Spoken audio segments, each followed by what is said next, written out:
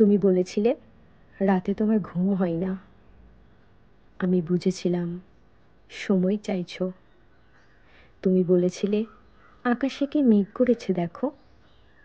আমি বুঝেছিলাম তোমার মন খারাপ। তুমি বলেছিলে চুলে জট বেঁধেছে।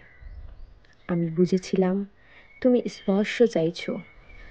তুমি বলেছিলে আজ বিকেলে তুমি বারান্দায় থাকবে। আমি বুঝেছিলাম সাক্ষাৎ চাও। তুমি বলেছিলে অন্ধকারে আমার বড্ড ভয়।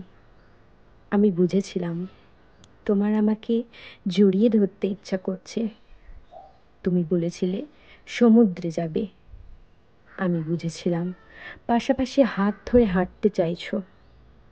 তুমি বলেছিলে নীল প্রিয় রং। আমি বুঝেছিলাম তোমার কষ্ট হচ্ছে। তুমি বলেছিলে ঠোঁট ফেটেছে।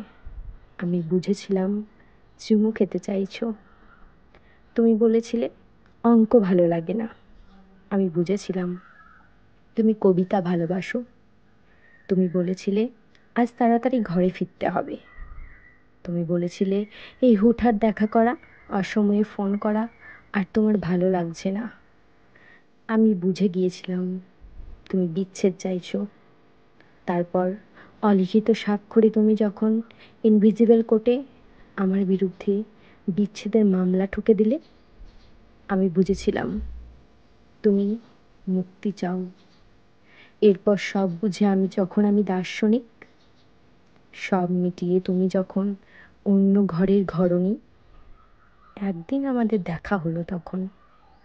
তুমি জিজ্ঞেস করেছিলে কেমন আছো। আমি বুঝে গিয়েছিলাম তুমি ভালো নেই।